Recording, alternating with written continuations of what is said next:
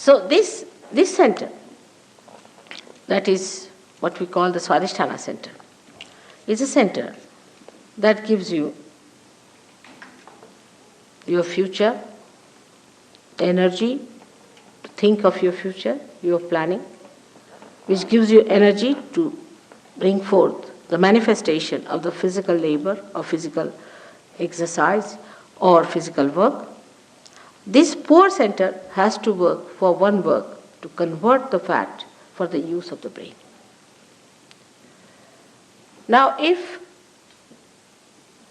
one center which has to do many other things starts doing only one work, all other things are neglected.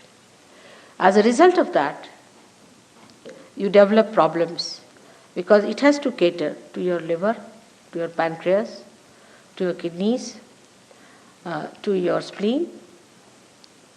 And once it goes into action for one channelized work, it gets programmed for it. And then it cannot take care of these things. That's how you develop a bad liver.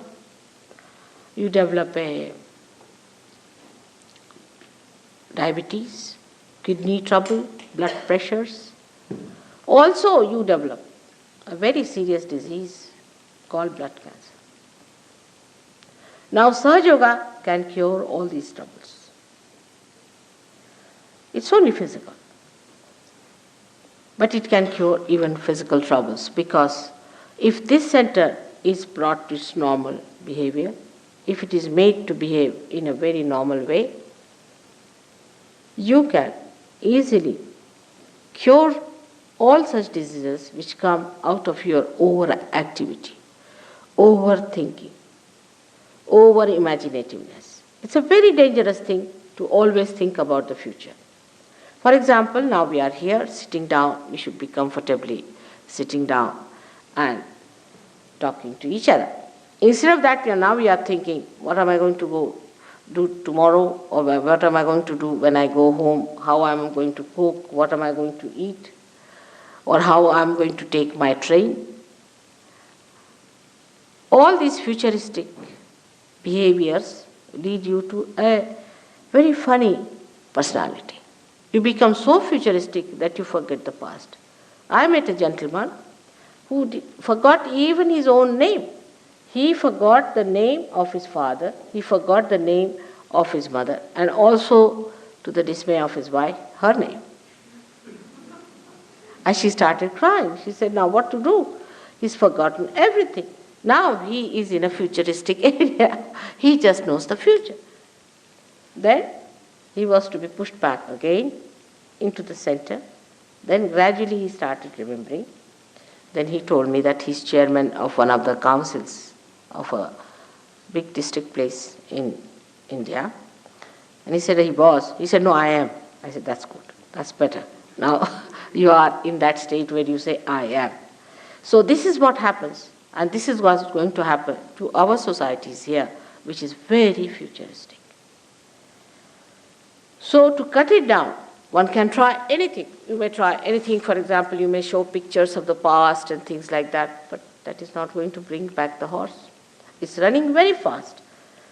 The only thing that can work it out is the awakening of the Kundalini. When the Kundalini awakens itself, she makes the center enlighten, and the center itself resumes its normal shape, its normal behavior, and its normal condition. Apart from that, it has got a dynamic power or manifestation that this center which looks after our attention becomes enlightened, and our attention becomes enlightened, and the attention which is enlightened becomes dynamic. In the sense now, sitting down here, you can pay attention to anyone, just pay attention. You don't have to do anything. Just pay attention to that person and you can find out on your fingertips what's the matter with the person. Thousands of miles he may be. When Nixon was having trouble, suddenly, I don't know, I said, find out about Nixon, how is he? And they said, Ma, he's in a terrible mess. Christ has said your hands will speak. That's the time has come. So you can make out a person how he is by just knowing whether you are getting heat from that person, whether you are getting burning from that person, whether they are getting numb, whether they are becoming heavy. And a rapport is established with the all-pervading power which informs you, get the messages. And the messages are so correct that even if you have 10 children who are realized souls, there are many children these days are born as realized souls. We don't understand children these days, but these days they are great children and they are born today because the time has come. This is the time of judgment time. This is the time of resurrection. This is the time about which people have described in all the scriptures. So great people are taking birth. And these children, if you tie them up and their eyes and ask them about a person who is sitting facing them, what's the problem with this person? They will all raise the same finger. All of them will raise the same finger, even if their eyes are tied. Even if their backs are towards the person, they can just push back their hands and say. They are so good, children are so good. You see, when they put their fingers in the mouth, we sometimes think, I don't know, Freud, who might call a very half-baked person, he didn't know much about God and life and nothing at all. He was very little bit he knew. He says that this has something to God, sex. He was nothing but a sex point, and he wants everybody to be a sex point, not a human being. So this fellow, whatever he may say, but the truth is that it is nothing to do with sex. It is that they feel the heat on their fingers. They actually feel it. And that's how they put it in the mouth. The little children I've seen. We have one here who has come from England, from London. There's another one who is from here somewhere.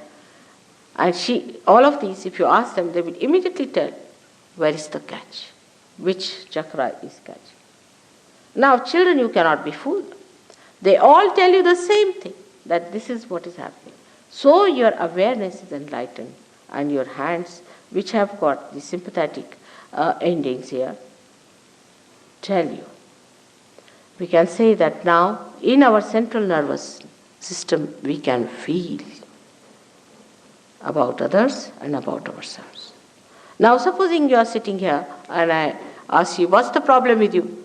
You would say, I don't know what's the problem with me is. I don't know. But I may be able to tell you what's the problem is. If you go and see the doctor, he'll say, yes, that's the problem. How do you know? You don't have to go to any examination, for all pathological examination where all your teeth are taken out, eyes are taken out, and by the time you end up, they tell you, you are the healthiest man. You don't have to go to all these horrible things. You don't have to waste any money and try all these frustrating